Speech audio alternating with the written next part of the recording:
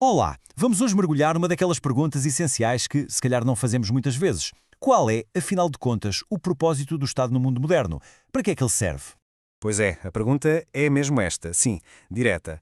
Esta entidade que organiza a nossa vida em comum, que define fronteiras, cobra impostos, faz leis, qual é a sua verdadeira missão? Vamos tentar perceber isto melhor? Bem, para começarmos a desembrulhar este tema, o melhor é irmos à base, à visão mais clássica. Tradicionalmente, a ciência política diz-nos que há três grandes motivos que justificam a própria existência do Estado.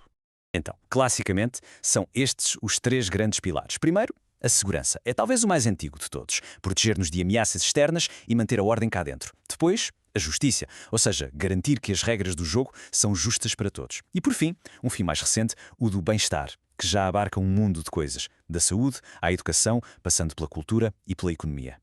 E claro, para conseguir fazer isto tudo, a definição de manual diz-nos que o Estado precisa de três elementos: um povo, um território e um poder soberano.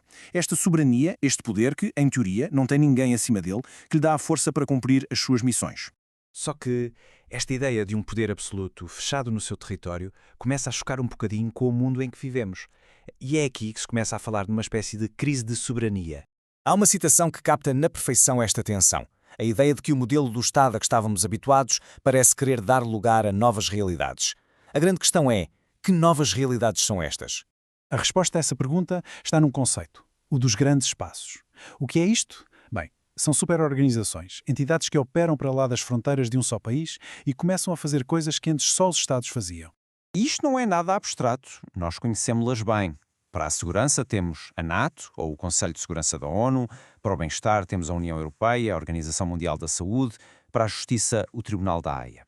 Olhando para isto, parece mesmo que cada uma fica com uma fatia do bolo que antes era só do Estado. A primeira impressão que isto dá é um bocado assustadora. Surge a imagem de grandes espaços vampirescos. A metáfora é fortíssima, não é? A ideia de que estas novas organizações estão a sugar a soberania, o sangue que dá vida aos Estados, deixando-os cada vez mais fracos. E claro, isto leva-nos inevitavelmente àquela pergunta dramática. Se as funções principais do Estado estão a ser feitas por outros, será que estamos a assistir ao seu fim? Mas quando parece que estamos no auge da crise, a análise dá uma volta de 180 graus e diz-nos de forma bem direta: ora, este drama nunca existiu. Como assim? Nunca existiu? Bem, a ideia é que talvez a perspectiva esteja errada. Que isto não é uma luta de vida ou de morte. Não é competição. É outra coisa. É colaboração. É quase como se a matemática da política internacional tivesse mudado. Deixámos para trás a visão antiga do Estado contra o mundo e entramos na realidade do Estado mais o mundo. A relação deixou de ser um jogo em que, para um ganhar, o outro tem de perder. E este é o ponto fundamental. O Estado não é aqui uma vítima. Pelo contrário, ele associa-se a estas organizações de forma voluntária porque é do seu interesse. Ele percebe que no mundo de hoje, para cumprir bem os seus fins, é mais forte acompanhado do que sozinho. Ao juntar-se, não se diminui, fortalece-se. Tudo bem, o Estado partilha as tarefas, mas isso levanta outra questão. No fim do dia, quem é que tem a responsabilidade final? É aqui que tudo se esclarece. A resposta é esta, direta e sem rodeios, e é a ideia central que resolve o nosso aparente drama. Apesar de tudo, os fins continuam a ser do Estado. Pensem nisto como uma empresa que subcontrata um serviço. Pode ser outra empresa a fazer o trabalho, mas a responsabilidade de garantir que o serviço é bem feito perante o cliente final é sempre da empresa original. A lógica aqui é a mesma. O Estado pode delegar, mas a obrigação que tem para com os seus cidadãos, essa é intransmissível. O que nos leva à grande conclusão sobre o que é, afinal, o Estado nos nossos dias. Não é uma peça de museu, estática e a ganhar pó. É uma instituição com uma capacidade incrível de se adaptar e de evoluir.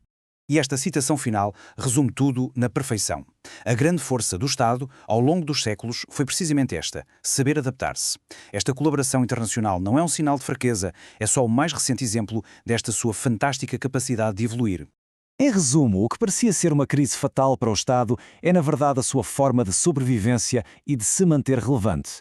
A cooperação internacional não é o fim da soberania, é a forma como a soberania se manifesta no século XXI. E isto deixa-nos a pensar. Se o Estado já foi cidade-Estado, império, Estado feudal, Estado-nação e agora este Estado cooperativo, o que virá a seguir? O processo de adaptação, esse de certeza que não vai parar. Qual será a sua próxima forma? Fica a pergunta no ar.